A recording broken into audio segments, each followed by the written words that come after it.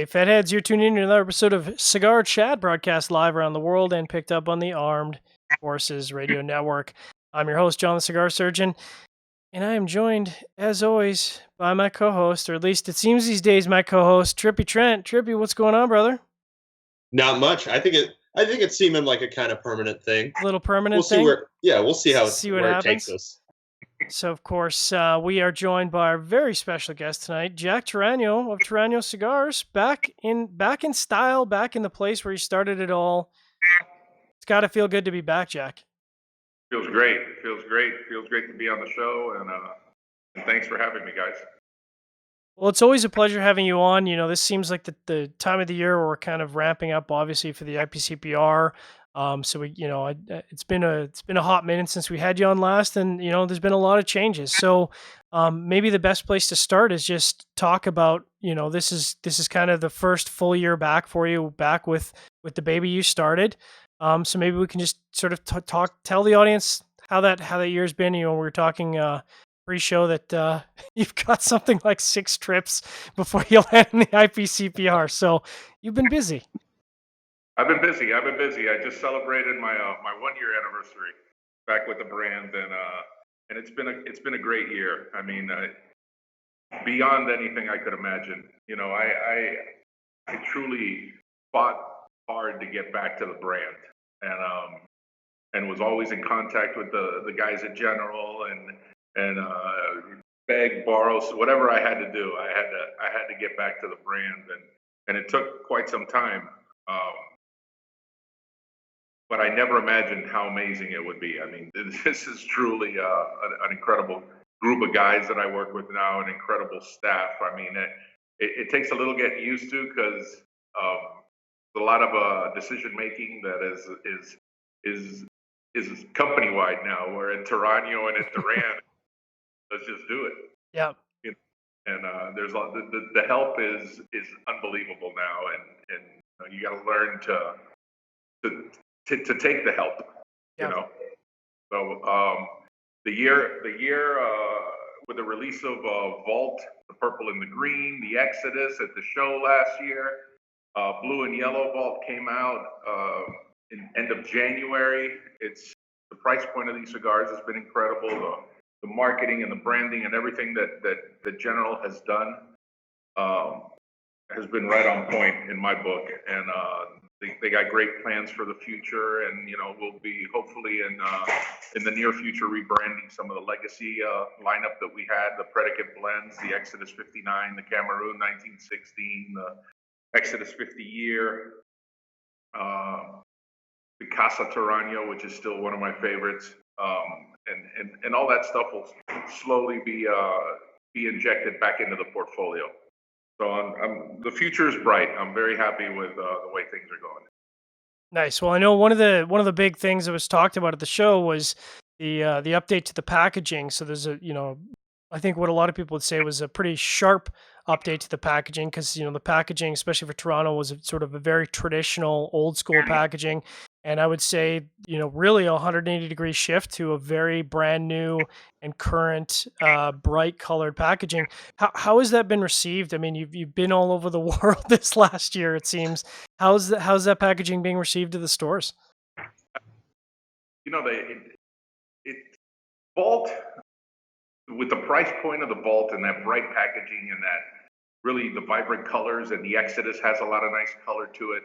I mean, it really has done what it was meant to do, which, Torano had fallen off of the minds of cigar consumers really after the sale in 2014, and it kind of just laid flat for over a year. I mean, with this packaging and this new 360-degree direction or 180-degree direction that they took it in, really put it back into the minds of consumers, whether they were talking about its likeness to another brand or that I won't,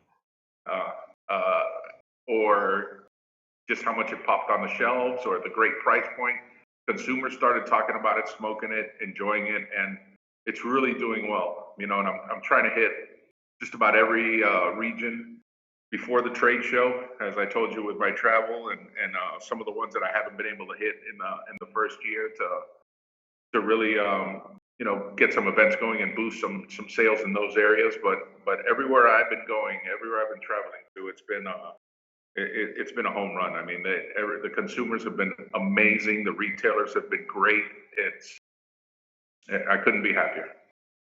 Well, I know I've been talking to a lot of manufacturers as we lead up to the IPCPR, and I think one of the themes that was resonating was this idea that we kind of got into this pattern of behavior where everyone was focused on what's new, what's new, what's new, and forget. You're mentioning reintroducing people to some of the Taranos, and it's kind of like taking people back and saying, "Hey, remember this cigar? It's really good. Try it again." For the first time, but not really the first time because you used to love it, and it's almost like you need to reintroduce people to a brand that they used to buy all the time, and kind of get them out of this mentality of what's new, what's new, what's new.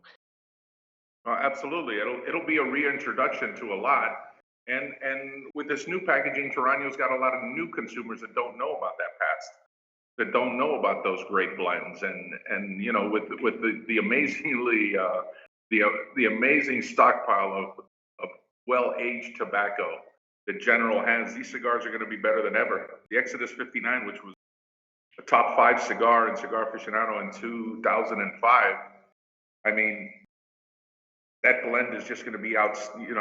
Now that General's making it, it just pops more to me. It's just so much better to me.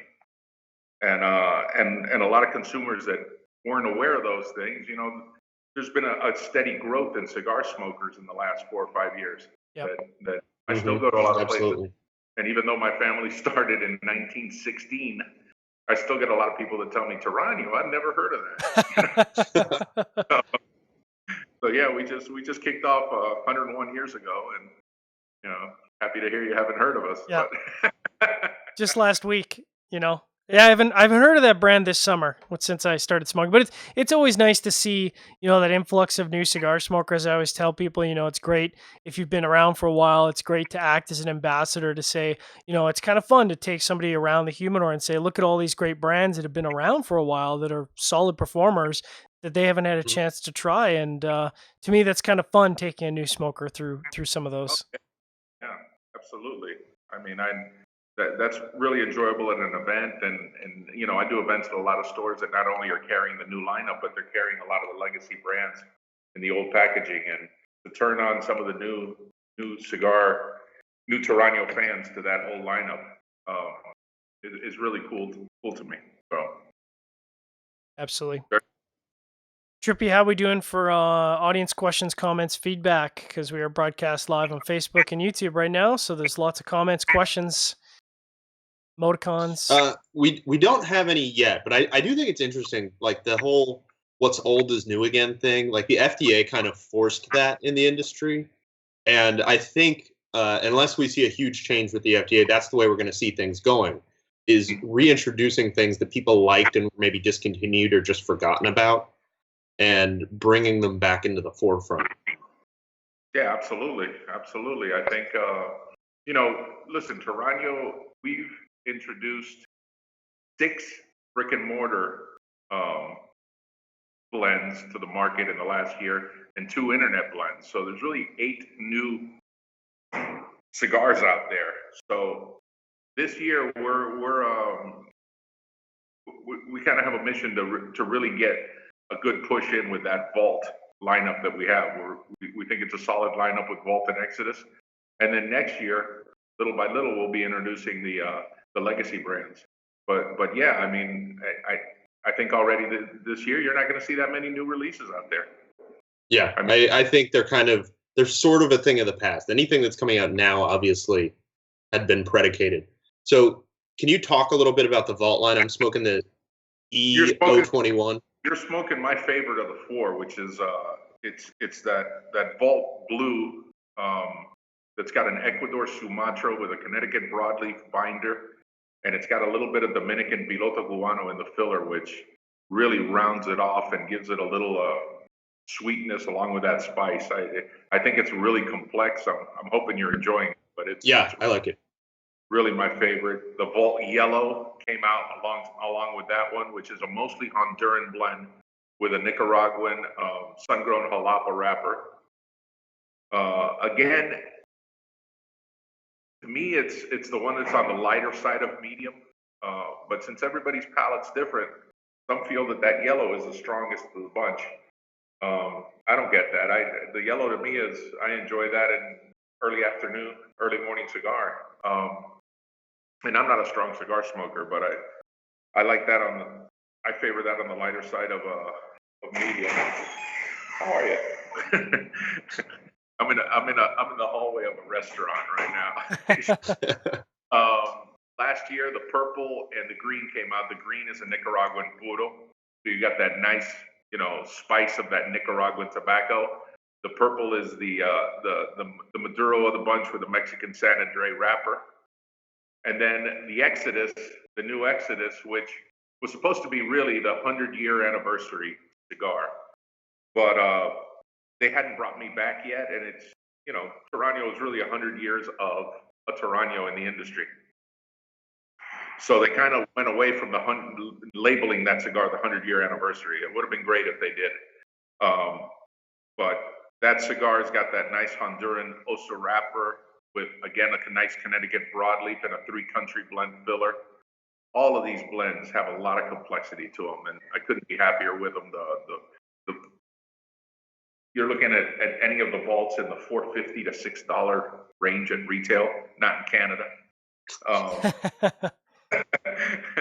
But it'll still hit at those prices. It'll hit a good mark in Canada. Absolutely. And the Exodus is just like $1 more than that. So really affordable, which is something Torano has always been. We've never been that $10 above cigar. We've been the $7, $8, $9 stick. And all of the cigars are being made in Nicaragua, which is the STG factory, which is the old Torano factory. So again, what is old is new again. Huh. Charlie and his dad sold that factory to STG in 2008, and our cigars started being manufactured elsewhere, and now they're all back to the place they were originally manufactured. So it's a lot of cool history going on there.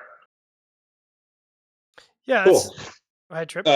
Before, I just want to interject before you say something. Bob Langmaid says he thought that when he heard that door open, he thought that was your soundbite of the vault opening, so you could talk about the vault cigars. It was. Totally planned. I wish I'd have thought of that. Let me open the vault. I know that just a few months ago, 2 of our mods here at Cigar Federation had an opportunity to go down and visit the general facilities. And that was Jared and Logan, and we did a show on that. And I think it was a bit of an eye opener for them. They are, what I would classify as tobacco geeks, but to hear guys who have been, down on trips in different countries and seen different factories, yet they go down and they're still raving about it for weeks and weeks and weeks afterwards. I mean, that tells a pretty impressive story about not only what you guys are doing right now, but certainly what's going to be the future for your company. Well, I got to tell you, when I went down there, I got hired end of May, and about 7 days later, I'm at the factory at the national sales meeting in the DR with the entire team, and I was blown away by that factory. Yeah. I mean, it the things I heard coming out of, I heard all about it from different bloggers, different media called me after that trip to talk to me about Regis and about the staff over there and about how they were treated, and we were treated the same way, so I knew exactly what they were talking about. But the operations over there, it is incredible to see. Here, my vault door is about to open. There it is. I'll get another cigar from the vault. So yeah, it was cool to get feedback from Logan and Coop and a lot of the other guys on how well they were treated and how blown away they were by the factory. Because when you go down there and through the years you've heard the different stories about General Cigars and how they do things, and they're not the boutique, they're a big bad General. And when you go down there and you see the operations, it's second to none. It's not this factory just pushing out cigars. the care of the employees there, the quality that goes into that work, the organization there is truly second to none. I mean, and there's not many factories you guys can go to that all the employees, all the higher ups there that are taking you for those tour speak English. Definitely not. Mm-hmm. Yeah, it was that's another thing that blew me away there. I mean, I'm bilingual, I can speak Spanish to them, but you know, I was blown away from Johnny's Diaz to all these guys they're fluent in English. Yuri, you know, these guys.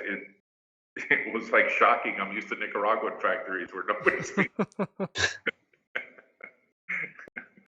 But I was very happy to get the feedback from that trip that Logan was on. Nice. I miss Logan. Don't say that too loud. You know he'll take that to heart. You gotta bag on Logan because he's not here. That's what we do when Logan doesn't show up for Cigar Chat. Yeah. But Logan and Rob at the time came to visit me at Duran in the office, and Roberto had a bottle of Cuban rum he had just brought back, and the three of them got pretty messed up. Yeah. So, I know they missed every meeting they had after that. So. Well, we're gonna get into that a little bit, talking about the IPCPR coming up. But I do want to take a moment and remind our audience you are tuned into Cigar Chat, broadcast live around the world and picked up on the Armed Forces Radio Network. Cigar Chat is broadcast on CigarFederation.com, YouTube.com, and now Facebook Live. Please stay tuned for a word from one of our sponsors. Brought to you by Gurkha Cigars. Gurkha Cigars, makers of the world's finest cigars. Try the 93 rated Heritage featuring Rosado, Ecuadorian Habano wrapper, Nicaraguan binder, and Dominican, Pennsylvanian, and Nicaraguan fillers. Blended by Gurkha's blending team at American Caribbean Cigars, it is hand-rolled Nicaraguan, available in 35-count boxes. Talk to your local B&M about the Heritage today, or talk to them about other fine Gurkha cigars. Whatever your taste preferences, Gurkha has a cigar that's right for you.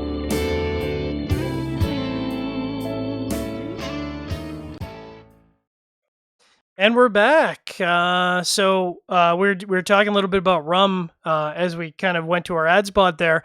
And Jack, we were kind of talking before the show started. I was mentioning, since I saw you last at the IPCPR in Las Vegas, kudos to you. It looks like you've lost a lot of weight. But we were talking a little bit about the sort of double-edged sword of Vegas. Long hours, lots of great eats, lots of alcohol. That's not really conducive to a healthy lifestyle.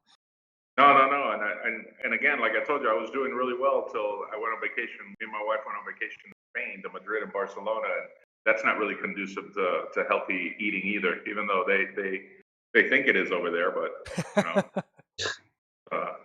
it was a lot of food, late nights, and pretty much what the IPCPR is, and a lot of walking. Yeah. So, yeah. Yeah, and I suppose if you're over in Spain, it's probably a bottle of wine with every meal because that's just kind of how things operate there. Every meal's got to be paired with either a port or a wine or something. I was drinking beer. I'm a beer guy. Oh, okay. Well, there's there's a lot of that. My wife was drinking wine, but I discovered this beer over there called La Virgen, the Virgin. Blown. I had probably had a more than a case of that, What, if you don't mind, we're totally off topic, but that's okay, because Logan's not here to keep us on track. What style of beer is it? Is it lager or is it Pilsner? Or? It's a Pilsner. It's a Pilsner, okay. Yeah. I know somebody in the industry who would be all over that. Yep. So, kind of looking forward to the IPCPR. So this is going to be your second IPCPR with Torano. We were kind of talking about, I think one of the things that always, I don't know if the surprise is the right word, but I think, the general booth as a whole is a finely tuned operation at the IPCPR. And first of all, it's massive. And I don't think people really have a scale of it as we walk through because we kind of do our little sections. But the scale of the booth is incredible. And then the operation of each individual booth is incredible because there's sort of an open concept and, you're almost kind of a little blown away. So, do you expect that things are going to be changing a lot for the booth setup this year, or where are you at? I guess in that process because we're really only 6 weeks out now for the IPCPR. Not to scare any of our audience members. I will tell you, in the Duran days and in the old Torano days, I was heavily involved in creating the booth. I may be as surprised as you guys as, as what I see when I get there. I was blown away last year with, I'd really never hung out in the general booth. I'd walk by. It was a bit scaled wide open last year. Yep. But yeah, to me, coming from Duran the year before, it was just massive. I don't know. I've been traveling so much that I haven't even heard anything about what it's going to be like. I know there's going to be a lot of great surprises. I know there's going to be a lot of cool stuff that I don't want to step on anybody's toes and talk about Rick stuff or Sean stuff or anybody else's stuff. But Yep. it's going to be a lot of surprises, and I know we're hosting that opening night party, so that'll be pretty cool. Okay, great. I'm sure we're on the list for that because we're. All right. Well, we'll talk to you after the show and make sure we're on the list for that because we're organizing our calendar and it's with only.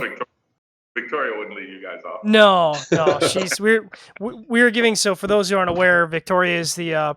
She's got a lot of responsibilities, but she does media coordination, and we're giving lots of love because we're saying one of the nice things about the general booth is it is enormous and it's a little daunting, but Victoria manages to run it like a well-oiled machine. And I was saying she must have some Swiss in her because things are on time, to the minute, precise, in and out, boom, boom, boom, every time.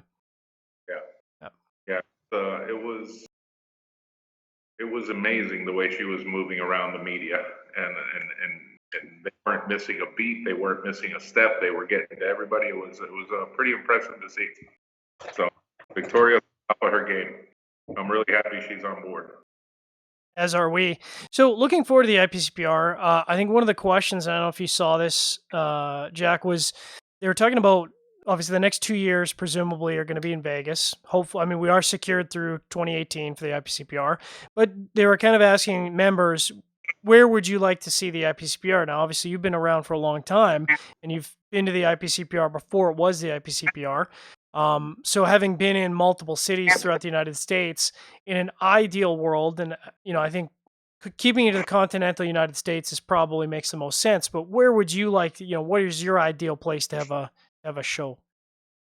That's if there were no smoking bans. Yes, that's right. Chicago, baby. Chicago.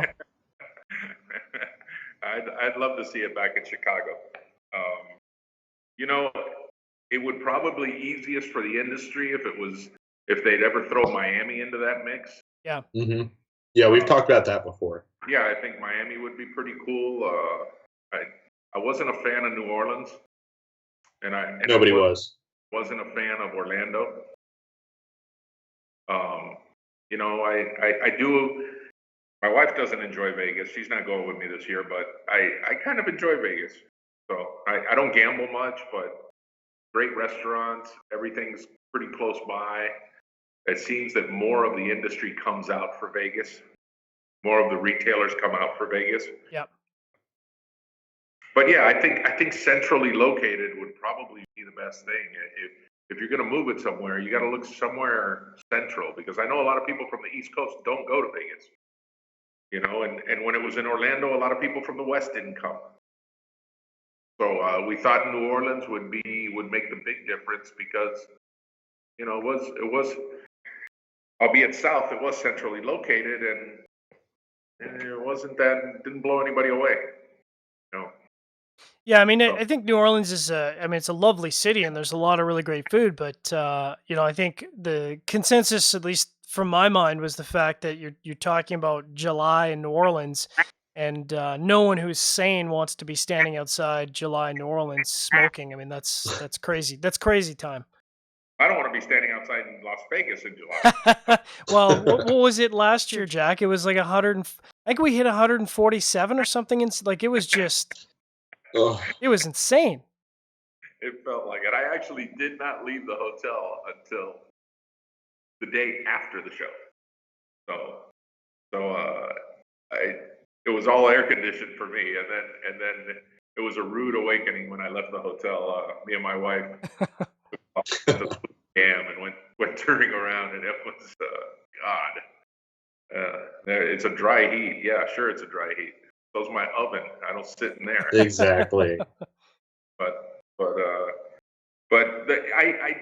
listen. Everybody knows that January is a slow month for not only the cigar industry, for any industry. But it would be so expensive to put that show on in January. Yeah. To me, that would be the ideal. The IPCPR in January would be the ideal time and place.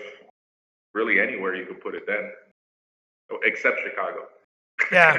Yeah. Yeah, I mean, I would, as a Canadian, I certainly wouldn't be too thrilled to fly out of Calgary to Chicago because I get out of one airport and land in another and go, have I gone anywhere? Because the weather in Chicago in January is very similar to Calgary. I mean, you can get some warm spells, but it's miserable. I'll definitely second IPCPR in Vegas in January. I'm 100% behind that plan. I'm Oh, happy I'd to be get away there from the all snow. day. So in January, those $120 rooms are $320. Yeah. So it's not really feasible, but so we'll have to suffer with July. But listen, I'm given the choice that the IPCPR said, they sent out, what's your choice between Orlando, New Orleans, and Las Vegas? That's a no-brainer to me. It's Las Vegas.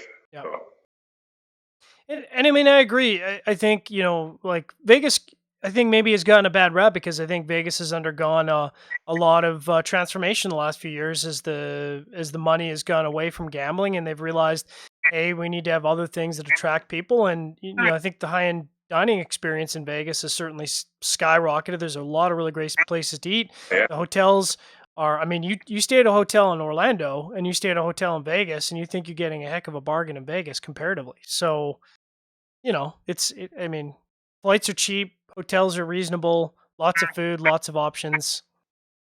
I mean, you can't have everything, but that's pretty close. Other than the heat, it's pretty good. Well, don't they have the little when you go to the rum bar, they have the misters, which That's right. don't do much. I'll be honest, Jack. I don't go to the rum bar for the misters. The misters, just between you and me, that's not why I'm at the rum bar. Just leaving it at that before I get myself into trouble. All right. So looking forward to the portfolio for the IPCPR, what cigar do you think currently within the lineup? Because Vault has gotten, I think, a lot of praise and a lot of love, certainly in online cigar media. A lot of the bloggers have really taken to the Vault across the entire lineup, really. But what is it, do you think, the cigar that you'd like to really see get a lot of attention within the current lineup, focusing on what is out right now? On the current lineup, including the legacy brands? Including the legacy brands. General asked me this question, the guys there, and I think the next one is the Casa Torano. I want that repackaged and re-released, and the Casa is, for a few years it was one of our best sellers. It's one of the best Connecticut's, not only because it has the Torano name on it, it's one of the best Connecticut's I've ever smoked. And I think, everybody says they love strong cigars, but 60-70% of sales are, medium to light cigars. And I think the Casa repackaged and re-envisioned would be a home run. And that's what I'm pushing for. And again, the Exodus 59 after that.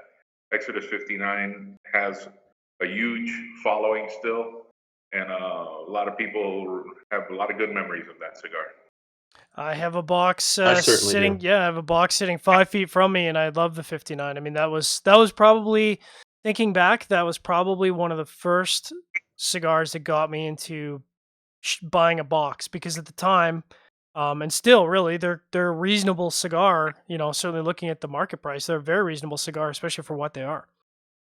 Yeah. Again, that's the bread and butter of Torano. Has always been that right around $8-9 cigar, or below that. Or below I that. think the Tribute is the only cigar that really hit. The Tribute and the Reserva Selecta, because we had it in a glass tube, was over $10, but nothing else. Right.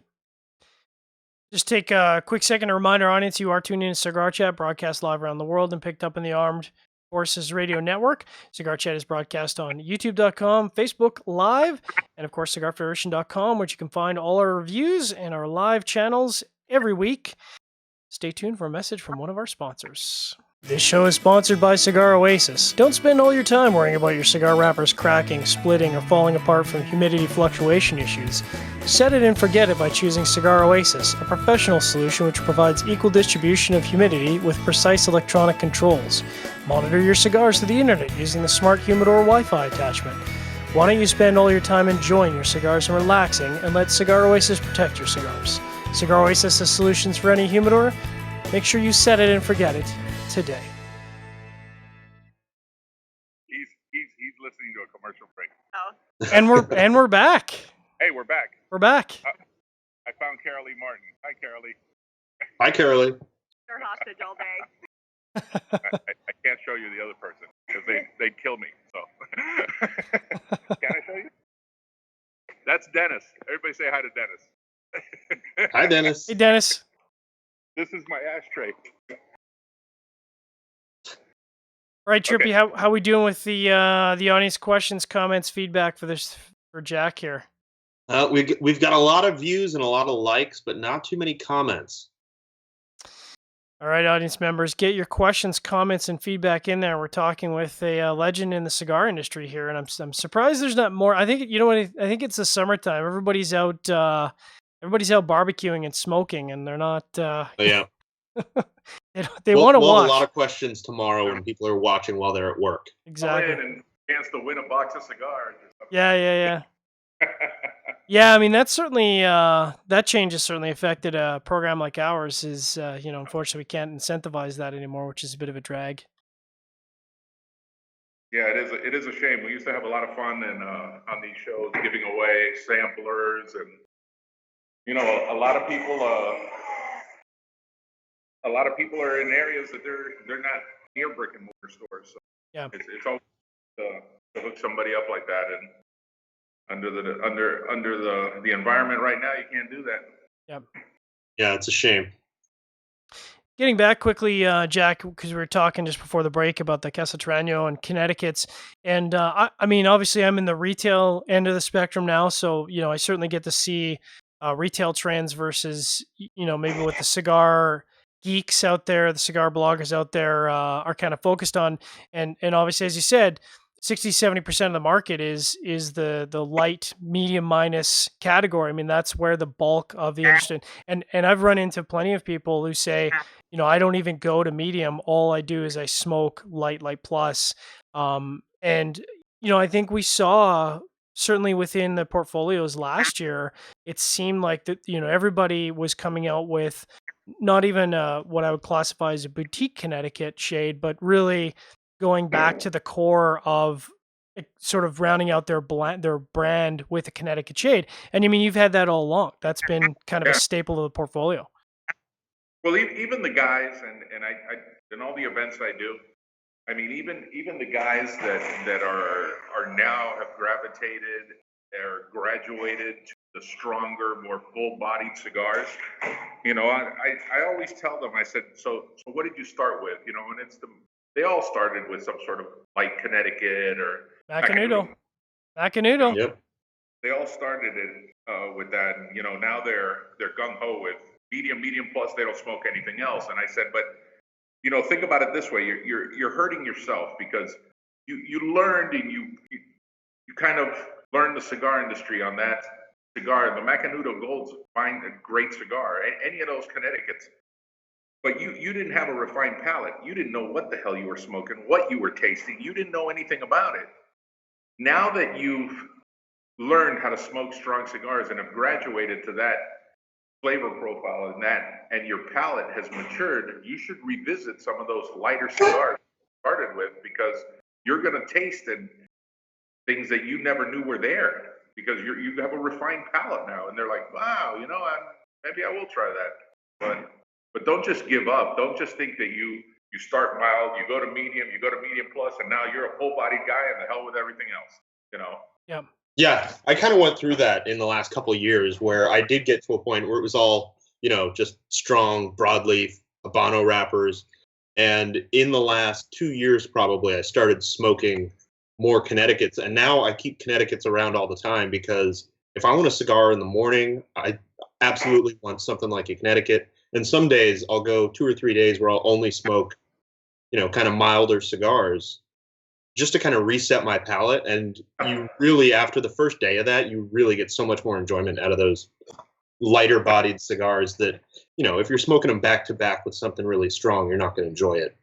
And I think a lot of people mistake full body and full flavor. Absolutely. Yeah. There is a lot of mild to medium cigars that have, on the flavor side, have so much more flavor notes and so much more complexity than just a full-blown Ligero bomb that you're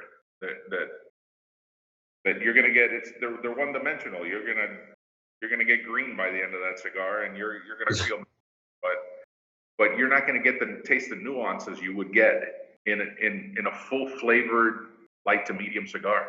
Yeah, and I think the Casa Torano is firmly in that kind of territory where it's very mild, but it's packed with flavor. Yeah, I agree. And I would definitely echo what Trip was saying. I mean, I'll smoke just we're talking about whiskey pre-show, and I drink the entire range of whiskey. Well, I certainly smoke the entire range of cigars, everything from really, really light all the way up to you're sweating by the time you're halfway through the cigar. And just the other day with my employer, we were having lunch, and he said, "You want to smoke a cigar?" And do I want to smoke a cigar? What kind of question is that? And so we laid out a bunch of cigars, and I reached for the Connecticut Shade. And he said, why are you reaching for a Connecticut Shade? I said, well, it's halfway through the day. I just had lunch. I'm not really feeling a really strong cigar. I don't want to, I don't want to get the sweats at 12:30 in the afternoon. And that's kind of perfect for my palate. And I'm going to, I could potentially still have another cigar later in the day that's more full-bodied if I want, or even another Connecticut Shade, and my palate's not going to be completely jacked for the entire day. Absolutely. Yeah. If you're the kind of guy that frequently smokes more than one cigar a day, once you've smoked that full-bodied cigar, you can't go back. Mm-hmm. You're past the point of no return. You can only go fuller. Yeah.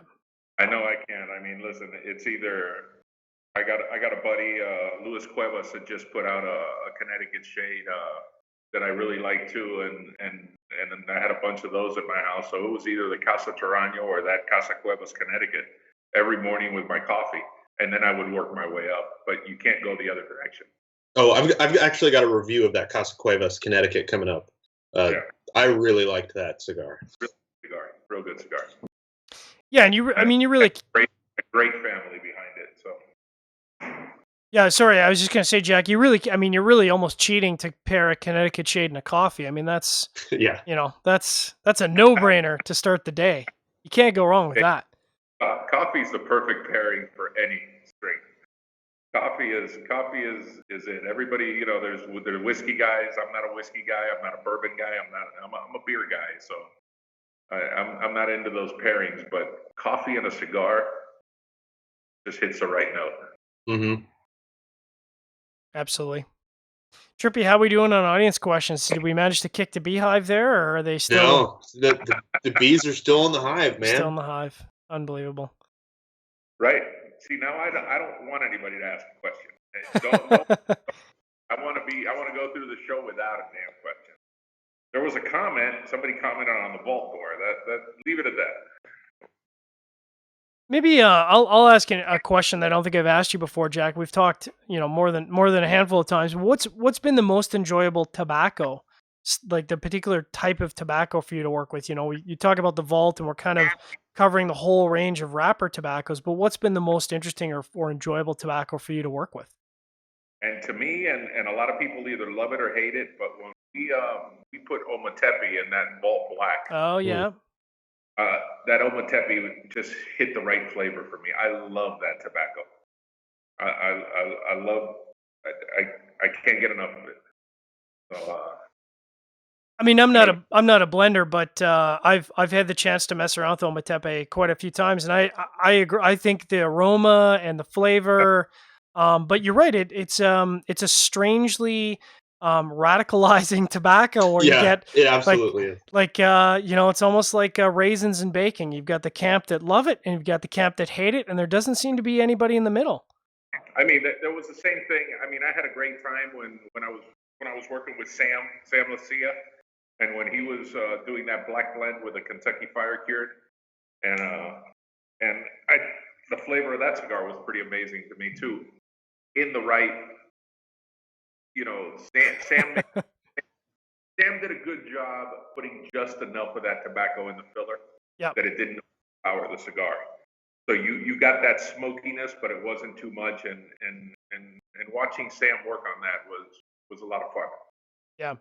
Yeah, and that is definitely talking about the fire cured tobacco. That is definitely the one tobacco where a little bit goes a long way because that can rapidly overwhelm. At least my limited experience with it, rapidly overwhelm a cigar. Yeah, I think that, and then I think that happened with KFC in the beginning where there was too much of it in it. Yeah. Well, they kind of pulled back a little bit. I know they said they tried to use it as a wrapper, and it just was too overwhelming. Oh, yeah. Yep. So Piloto Cubano, Ometepe tobacco. You've worked with San Andreas wrapper. You've worked with obviously a lot of broadleaf. Is there any other wrappers you think you'd like to explore? I mean, you've kind of got a full portfolio. Yeah, I think we've got the Habanos, the Corojos. We've got a little everything. We got a little bit of everything. The interesting thing about it, you mentioned Piloto Cubano is, and a lot of people don't know this, but if you can Google this, but my uncle Carlos Torano, which was Charlie's grandfather, my father's brother, is credited with bringing the seed from Cuba in the early 60s when we left Cuba. He took the seeds to the DR that became Piloto Cubano. Wow. So that has a little bit of history with the Toranos, that tobacco. So that it's in that blue blend that you're smoking is anytime it's in one of the Torano blends, it makes me happy. So so it's got a little bit of history. So yeah, you guys check that out. Cigar Aficionado did a big article on it, and it was Carlos Torano is the man behind the Piloto Cubano. Well, that's a good thing. He was able to carefully bring those out because that tobacco has had an enormous impact on not just Dominican blends but blends around the world. Yeah, that tobacco's got a nice little sweetness to it that really enhances every cigar it's in. Yeah, I always describe it as like when you put when you have a what's the dessert called, the creme brulee, when you put that toast in a creme brulee and it's got that character and you can't quite put your finger on it, but it's just got that one flavor that you like. To me, that is Piloto Cubano. Is you know what it is, you can't really describe it, but you know it's there, and it's just that one flavor that tends to kind of anchor everything together, and it just it's kind of magical. I'll tell you, you're pretty good at saying it too. I've been so this is not about me, this is about you, but I'm going to tell a funny story because I've been down in Nicaragua like, I don't know, 7 or 8 times now. I've been down to Mexico, I've been down to Cuba 5, 6 times now. And I said, it's a little embarrassing for the white guy from Canada to be down in Central America, be down in Cuba this many times and have absolutely no Espanol. So I kind of took it upon myself really late last year and early this year to use Duolingo and try and get at least conversational Espanol. And it works. I'm not fluent by any stretch of the imagination, but I can carry on a reasonable street conversation in Espanol. And I kind of feel like it makes me understand the tobacco a little bit better. I don't know if that's I kind of know what you mean. Because I actually around the same time started learning Spanish. And so Bob Dog pinged me in our CigarFederation.com chat room and said, "Are you sure you can see the comments on Facebook?" And it turns out we did kick the beehive and the bees responded, but Facebook just didn't tell me. Well, before you get into those questions, Trippy, I'm going to have to take our last break and then we'll get into the audience questions because I know, if we get a question in there, we're going to go over our time. So I'm just going to quickly get in our last break here, reminding our audience you are tuning into Cigar Chat broadcast live around the world. And stay tuned for a word from one of our sponsors. Show brought to you by Drew Estate. Until June 30th, if you're a Drew Diplomat member, you attend a rewards program event and make a promotional purchase, you will receive a Liga Privada Velvet Rat. You'll also be entered to win a Drew Diplomat pewter ashtray, mega standing ashtray, or the Swag Closet Humidor, dubbed the Divorcinator. All these products were built and designed by Drew Estate Subculture Studios. If you're not a member, download the Drew Diplomat app from the Apple Store or Google Play Store today. Drew Estate, they good. So we were just having a quick chat about Espanol, and I was saying that for me the key, because the language you can pick, the words you can pick up. I mean, that's just rote memorization. But for me, the key was trying to get my pronunciation down, and that's hard. I mean, I'm not I can speak English fluently, obviously, but I try to listen as much as I can, and it's interesting listening to the different dialects. There's Mexican Spanish, there's Cuban Spanish, there's Nicaraguan Spanish, and every one of them is very different. And it's interesting being outside of those areas and then hearing someone speak Spanish and trying to kind of pick up, okay, that sounds to me like Mexico Spanish, and trying to track that down, because there are very, very different dialects for the different regions. Oh, let me tell you, when we were in Barcelona, and the table next to me was speaking a language I was not familiar with, and I said to my wife, "Well, what are they speaking?" And she said, "That's Catalan, that's Spanish." And I'm like, Okay. pick up the word. And I mean, I've spoke Spanish my whole life. I'm fluent in Spanish. I could, every once in a while, they'd throw out a word that I understood, but it was rapid fire, and it was, I understood more Portuguese than I understood what they were saying. Wow. So, All right, Trippy, fire off those questions. We got the beehive All right. kicked. So, Yeah, we've got a couple here. Let's rapid so fire 'em. Bob Dog wants to know what exactly is the wrapper on the Exodus? on the new Exodus, Yes. it's a Honduran Osa wrapper from the whatever Osa is, that the region that this is grown in. It's a wrapper that is proprietary to General Cigars. They put it on a CAO Osa once. They've used it as a binder. But it is a phenomenal wrapper, and combined with that Connecticut broadleaf binder that the Exodus has, it really brings out a lot of flavor in that cigar. Nice. And we've got one from Steve Christopher. And I think you kind of already answered this, but I want to know if your answer might be different for this specific question. Out of all of the General Cigar portfolio, which one is your favorite? I assume it's one of yours. You know, the Vault Blue is right up there. I imagine the question is about not the legacy brands, it's what General has brought to the table. Mm-hmm. Definitely out of my brands, the Vault Blue is up there. Amazon Basin really resonated well with me. The collaboration with AJ was my favorite cigar last year, the Hoyo La Amistad. Yeah, that was magical. I mean, I even went as far as putting on Facebook, when all you guys were putting out your top 20, top 25 lists, that if anybody has a top 25 list that doesn't have this cigar somewhere in it, they need to reassess their top 25 list, because that Hoyo La Amistad, I mean, I carry them everywhere I go. I absolutely love that cigar, and I think AJ hit a home run with it. Giannini worked with him, and it was just a great blend. Consigliere, I like a lot. This Punch Gran Furo. General has so many cigars. The coolest thing to me was that I was never a General cigar smoker. For one reason or another, Torano was a boutique. Duran was not even a boutique below that. But I would kind of gravitate toward the boutiques. So I was never a guy smoking the Cohibas or any of the stuff General was putting out. So I have all these new little toys at my disposal now. And learning that portfolio and how amazing all these cigars are has been so cool for me this year. I mean, every time I go to Richmond, Virginia, I sneak into the humidor there and just start plucking away at all the different ones that I haven't smoked yet. And it's a kid in the candy store all over again. All right, next question.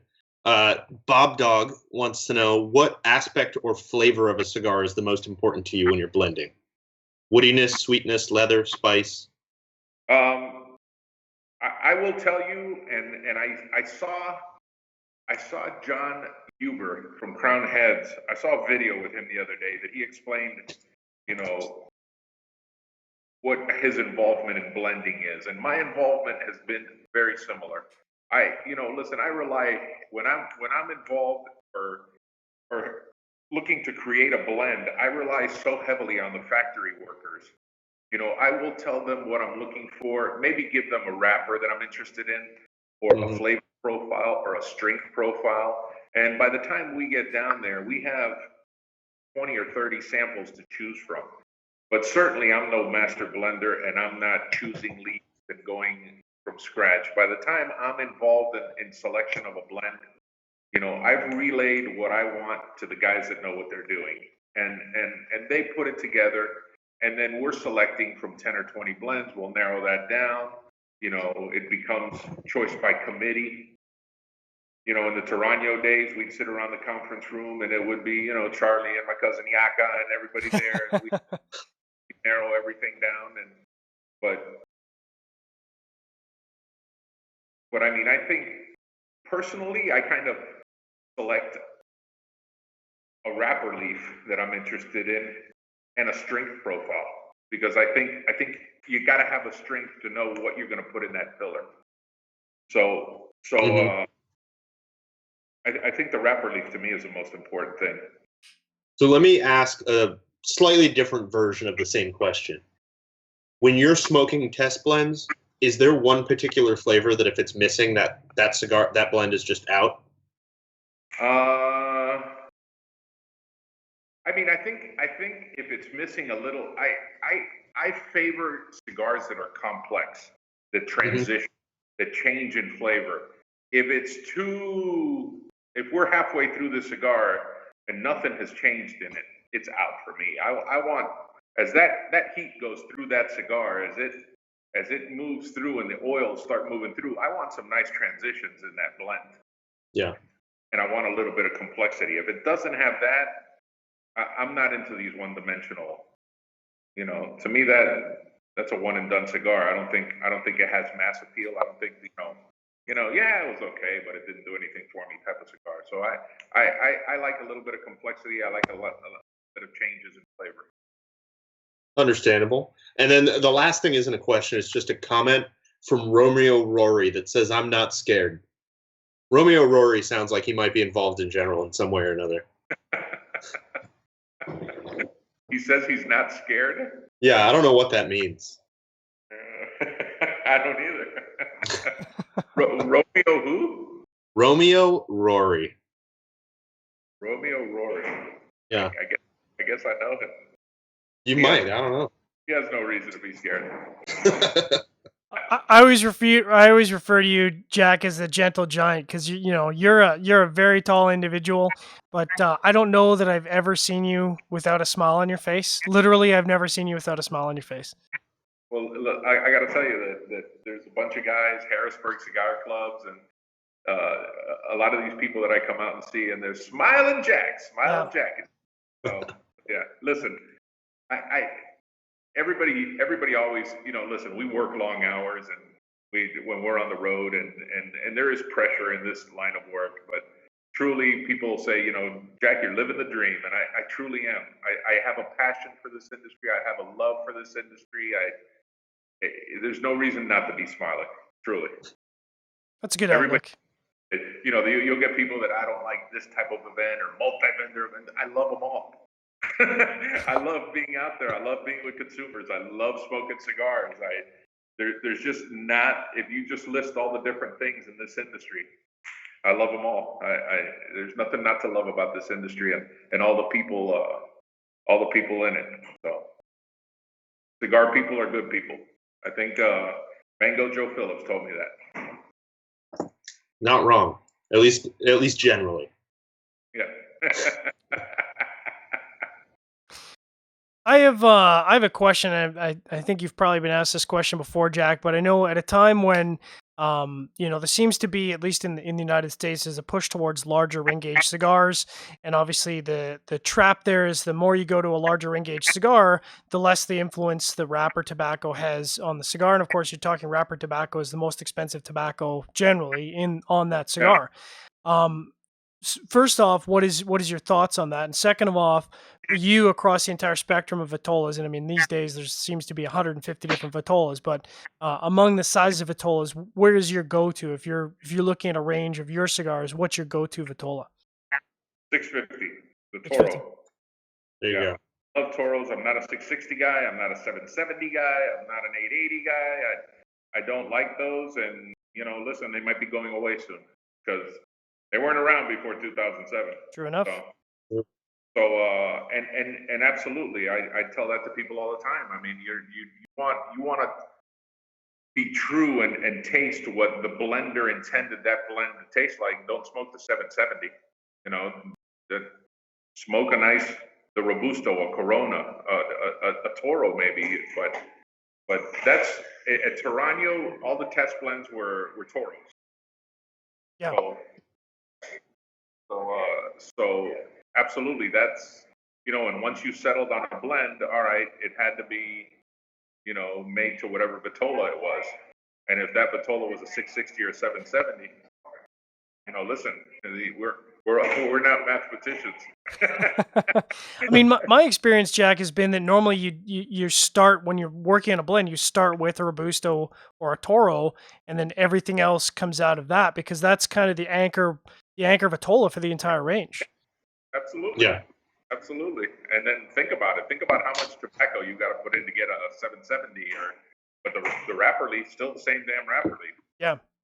It's I laugh when I get a kick out of people telling me the 770 or the 660 doesn't taste like that Robusto. Of course not. Okay. Yeah, of course it doesn't. Like I said, we're not mathematicians, and if you've been to the factory in Nicaragua, they're certainly not mathematicians over there. If you're using a quarter leaf and a half a leaf and a 3/4 of a leaf, and now you got to translate that from a Robusto to a 770, good luck with that.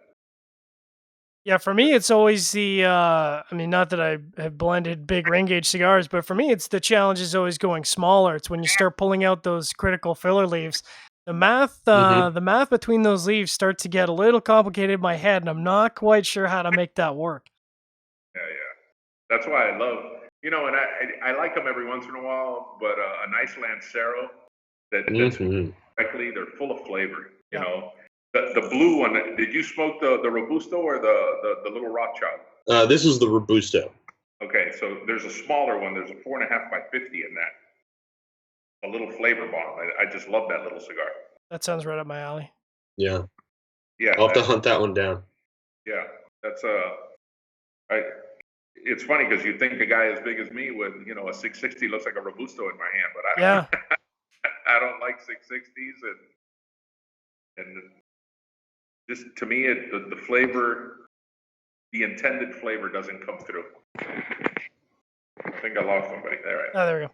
Yeah, I got to remember who it was in the industry that told me this, but it's a great line, and they said Lancero is the absolute best vitola that never sells. Yeah. I mean, it's sad but true. Unless you're in Texas. Unless you're in Texas, which is weird. Houston sells like crazy. Which just seems backwards, but I mean, it probably just speaks to the expertise of a lot of the cigar smokers that they can appreciate and smoke a Lancero properly, so they go and seek out Lanceros. Yeah, I think it has a lot to do with the shop, and it's definitely a little bit more work for the shop to sell a Lancero to somebody who's never smoked one than it is to sell a 660 to somebody who's only smoked Robustos. And it speaks to how great and powerful that retailer in Houston is that really does well with them. That he can flat out tell anybody, you want to be in my store? That blend, I like it. Make me a Lancero. And they make them a Lancero. Yeah. So yeah. So we're kind of wrapping up the show here, Jack. First of all, I want to say we're obviously very much, as always, looking forward to spending some time with you, not only in the showroom floor, but off the showroom floor, where we'll all get a chance to relax, smoke a vault, and relax. Maybe, hopefully, on the rum bar. I Under know those it's the misters. Yeah, under those misters.